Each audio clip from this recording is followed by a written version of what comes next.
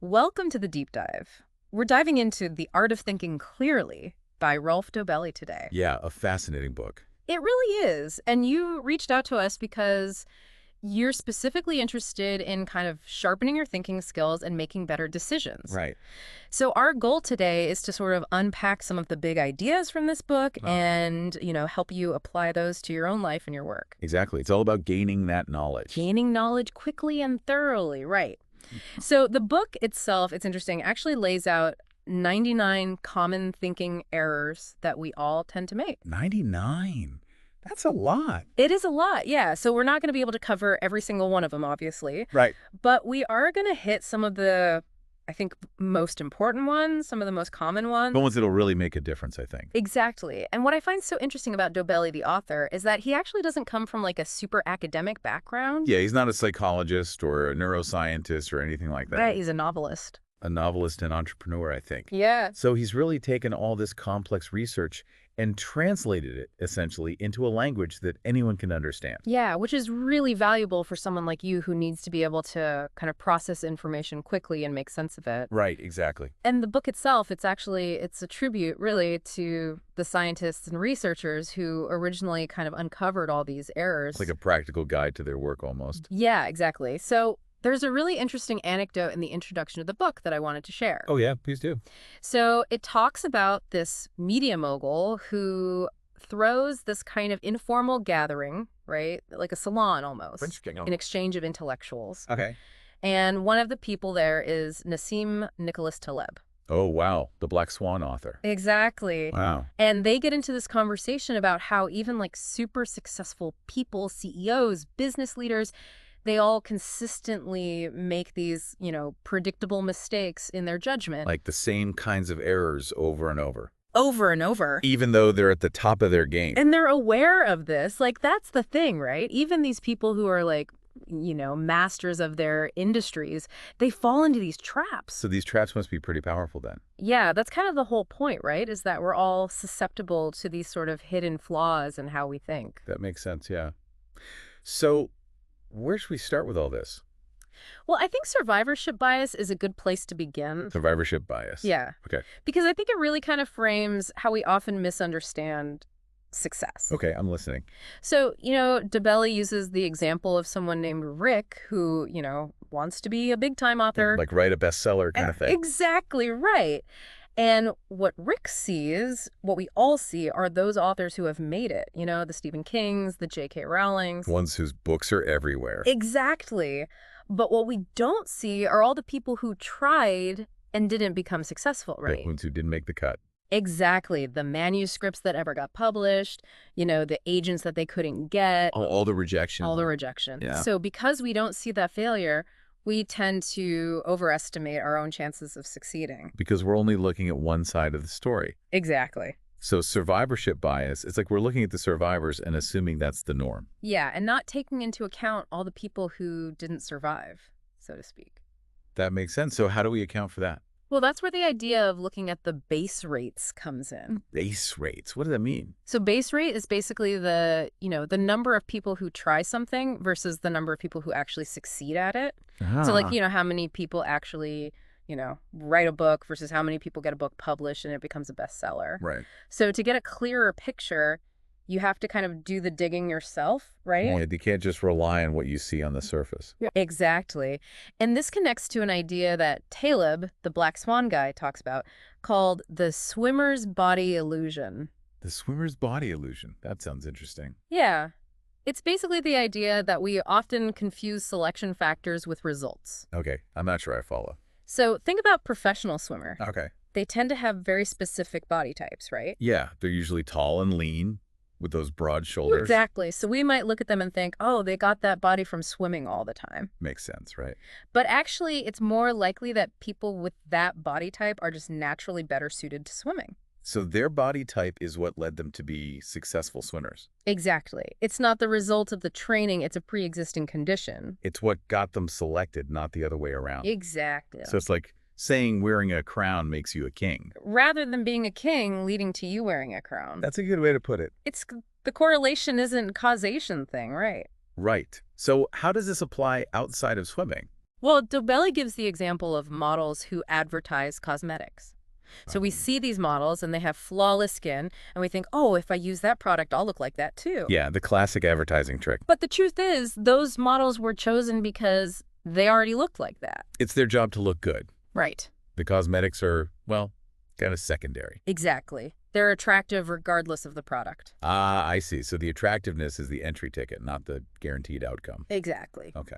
That makes a lot of sense. And this even applies to things like, the reputation of certain universities. Like Harvard or something. Yeah, exactly. So are you saying that Harvard doesn't actually make you successful? Well, it's not that simple, right? Okay. They obviously provide a great education, but a big part of their graduate success might just come from the fact that they only admit really bright and driven students to begin with. The selection process is super rigorous. Right. So it's a bit of a chicken and egg situation. Like, are they successful because of Harvard, or are they already on that path? Exactly. Okay.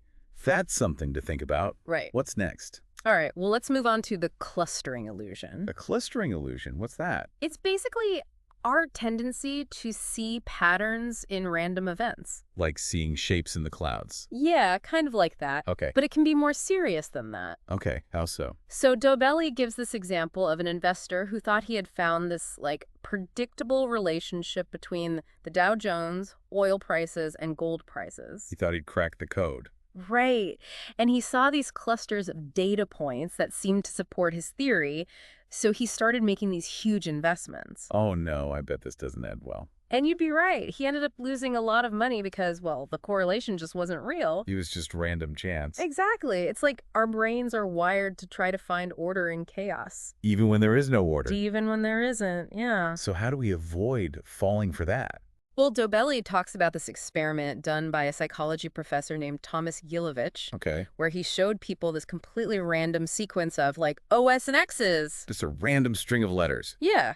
But even though they were told it was random, most people still tried to find patterns in it. It's like we can't help ourselves. Right. Our brains just crave those patterns. Exactly. So for you, when you're, thinking about information or looking at data, always ask yourself, could this just be random chance? Instead of jumping to conclusions about patterns. Exactly. It's tempting to see trends, but you have to be really careful. Especially when making big decisions. Exactly. Okay, moving on. Let's talk about social proof. Social proof. I feel like I've heard of that before. Yeah, it's the idea that we do what other people are doing, especially when we're not sure what to do ourselves. It's like the everyone else is doing it argument. Exactly. And it can be really powerful. Okay, give me an example. So Dobelli talks about Solomon Asch's famous conformity experiment. Refresh my memory on that one. It's where they had people look at these lines of different lengths, and they had to say which one matched a standard line. Sounds simple enough. It was when people were alone. But when they were in a group and the other people in the group all gave the wrong answer, a lot of the subjects went along with it. Even though it was obviously the wrong answer. Even though it was obvious, yeah. Wow.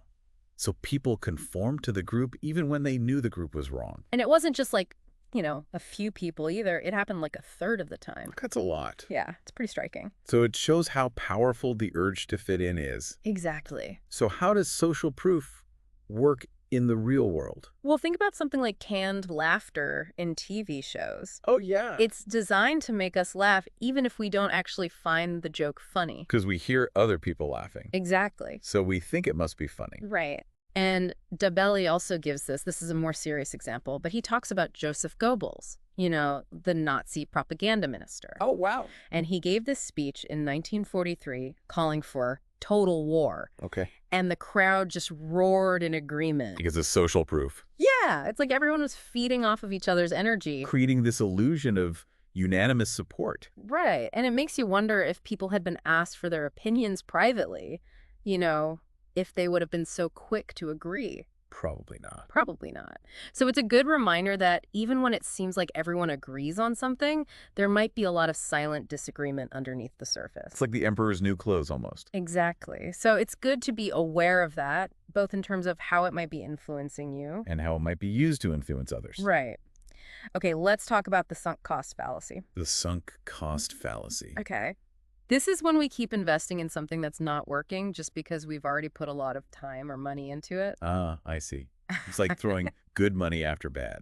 Exactly. Dobelli gives the example of a marketing manager who's running this ad campaign that's just not performing well. Yep. But they're reluctant to pull the plug because they've already spent so much money on it. Even though it would be better to cut their losses. Exactly. And then he gives another example of like someone who's stuck in a bad relationship. Oh, yeah. I've definitely seen that one. Right. And they keep saying, well, I've invested so many years in this. But those years are gone, whether they stay or not. Right. So the problem is that we get so focused on those past investments that we kind of lose sight of the future. We're trying to justify the past instead of making the best decision for the future. Exactly. So for you, when you're researching a topic, have you ever found yourself kind of hesitant to abandon a certain line of inquiry, even if it's not really panning out? Oh, absolutely. Just because you've already put so much time into it? Yeah, it's hard to let go sometimes. It is. So that's the sunk cost fallacy at work. Okay, good to know. What else? Okay, let's talk about reciprocity. Reciprocity. Yeah, this is like a really fundamental human instinct. Like returning a favor. Exactly. Oh. We feel obligated to repay favors even when we didn't ask for them in the first place. Yeah, I can see that. And there's this psychologist, Robert Cialdini, who's done a lot of research on this. Oh, yeah, I've heard of them. And he's shown just how powerful this sense of obligation can be. So how does this work in practice? Well, Dobelli gives the example of NGOs, nonprofit organizations. Okay. And they'll often send out these like little gifts with their fundraising appeals, like a personalized postcard or something. Right. And even if you know it's a tactic, you still kind of feel like you should donate because they sent you something. Like you owe them something. Exactly. Even though you didn't ask for the gift. Right. So it's a subtle way to influence people's behavior. Exactly. It's all about creating this kind of psychological imbalance. Okay. That makes sense. All right, let's move on to what Dobelli calls the mother of all misconceptions. That sounds serious. What is it? Confirmation bias. Confirmation bias. Oh, right. I've heard of that. Yeah, and it comes in two main forms. This is a big one. Okay, so what is confirmation bias exactly? It's basically our tendency to, interpret new information in a way that confirms our existing beliefs. So we're filtering out anything that doesn't fit our worldview. Exactly. Dobelli quotes Aldous Huxley, who said, "Facts do not cease to exist because they are ignored." That's a good quote. It is, right. And Warren Buffett also said something along the lines of, like, what humans are best at doing is interpreting new information so that their prior conclusions remain intact. Wow. Yeah, that's spot on. So our beliefs act as this kind of filter. Blocking out anything that doesn't align with what we already think. Exactly. And this can obviously lead to, some pretty skewed understandings of the world. Right, because we're not getting a full picture. We're only seeing what we want to see. Exactly. It's like we're building a fortress around our beliefs, and we're only letting in information that agrees with us. It's like an echo chamber of our own thoughts. Exactly. So for you, thinking about, how you form your own beliefs, it's worth asking yourself, am I being objective here? Am I looking at all sides of the issue? Right. Or am I just seeking out information that confirms what I already think? That's a good question to ask yourself. Yeah. Okay, next up is authority bias. Authority bias. Okay. This is a pretty straightforward one, but it's surprisingly influential. How so? So it's our tendency to basically give more weight to the opinions of authority figures, even if they're not really experts in the area we're talking about. Just because they have a title or a position of power. Exactly. And Dobelli points out that this tendency might actually be really deep-rooted, like going back to, our evolutionary history. Oh, interesting. Why is that? Well, he mentions the biblical story of, Adam and Eve being kicked out of paradise for disobeying God. Right. Which suggests that maybe we're kind of wired to defer to authority. It's like a survival mechanism, maybe. Could be, yeah. But the most compelling example he gives is Stanley Milgram's experiments. Oh, yeah, those were pretty shocking. They were. Remind me what those were about. So they had participants in a lab, and they were told to administer electric shocks to another person. Who was actually an actor pretending to be in pain. Right. And the shocks were fake, but the participants didn't know that. Right. So they kept increasing the voltage, even though the actor was, screaming and begging them to stop. Just because the person in charge told them to. Exactly. And it was a researcher in a lab coat, so, authority figure. Right, and someone they perceived as having knowledge and authority. Exactly. And over half the participants went all the way to the highest voltage. Even though they thought they might be hurting someone. Even though they thought they were hurting someone, yeah. That's scary. It is, right? It shows how powerful that urge to obey authority can be. Even when it goes against our own morals. Exactly. So what's the takeaway from that? I think it's that we always need to question authority. Not just blindly follow orders. Exactly. We have to engage our own critical thinking skills. Right. Make our own judgments. Okay, let's switch gears a bit and talk about the contrast effect. The contrast effect. This one can be kind of fun, actually. Oh, okay. Tell me more. So it's about how our perception of something is influenced by what we've just experienced or what's presented to us as a comparison. So like if you eat something really salty and then you eat something sweet, it'll taste even sweeter than usual. Exactly. Okay. And it applies to more than just taste, like our sense of value, size, even attractiveness. Interesting. Dobelli tells this story about two brothers who ran a clothing store. Okay. One brother would pretend to mishear the price of a suit that the other brother quoted. Oh, sneaky. Right. And he'd shout out, "This much higher price." So the customer would think they were getting a deal. Exactly. And then the other brother would correct him, but still quote a price that was higher than the original one. But it seemed like a bargain compared to the inflated price. Exactly. It's all about manipulating the customer's point of reference. Smart. Right. And then Dobelli also talks about how this applies to investing. Okay. So you might see a stock that's down 50% from its peak and think, oh, that's a great deal. Right, because it used to be worth so much more. But as Dobelli points out, that past price is irrelevant. A stock price is just a number. Right. What matters is whether it's going to go up or down from where it is now. Not what it used to be worth. Exactly. And the contrast effect can also make us less sensitive to small, gradual changes. Okay, how so? So think about inflation. It slowly erodes the value of money over time, but we don't really notice it because it happens gradually. We get used to it. Right. If prices suddenly jumped up by 10% overnight, we'd freak out. We definitely notice that. But because it happens slowly, we don't react as strongly. Interesting. Okay, let's talk about availability bias. Availability bias. That's another one I've heard of. Yeah, the book describes it as why we prefer a wrong map to no map at all. That's an interesting way to put it. Right. So basically, it's our tendency to overestimate the likelihood of things that are easy to recall or that we've heard about a lot recently. Like if there's been a lot of news coverage about plane crashes. Exactly. We might start to think that flying is super dangerous, even though statistically it's actually very safe. Right, because those dramatic events are more memorable. They stick in our minds more. So our perception of risk gets distorted. Exactly.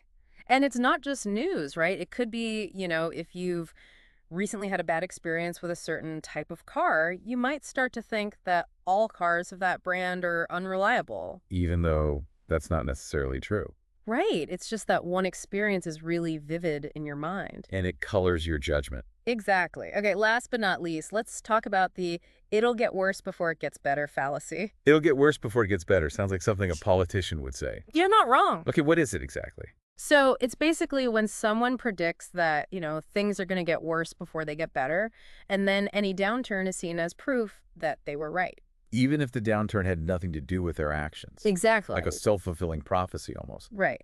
Dobelli gives the example of a CEO who hires a consultant. Okay. And the consultant predicts that, sales are going to drop initially because of the changes they're implementing. But then they'll eventually rebound and be even higher than before. Exactly. So if sales do go down, it's seen as confirmation that the consultant was right all along. Even if it was just a coincidence. Right. Or if the consultant's changes actually made things worse. Exactly. And this fallacy is used a lot in politics, too. Oh, yeah, like when a politician promises to fix the economy, but says it's going to be tough for a while. Exactly. And then any hardship is seen as, a necessary part of the process. A sign that they're on the right track. Exactly. Even if they have no idea what they're doing. Right. It's a way to kind of deflect criticism and maintain faith, even if things aren't actually improving. Clever, but manipulative. Yeah. It's good to be aware of that tactic. So there you have it. Those are just a few of the many thinking errors that Rolf Dobelli outlines in his book. 99 in total. 99 in total, yeah. And we didn't even scratch the surface. We really didn't. There's a lot to think about there. There is. But hopefully this gives you a good starting point. Yeah, definitely. And the key takeaway is that we're all susceptible to these errors. No one's immune. Oh, right. But by being aware of them, we can start to make better decisions. In all areas of our lives. Exactly. So as you go about your day, reading the news, making decisions at work, even just interacting with people, think about these biases. And how they might be affecting your thinking. Exactly. How many of your beliefs or your opinions might actually be based on these errors? What would you see differently if you could, remove that filter? It's a really interesting question to think about. What's this? Yeah, food for thought.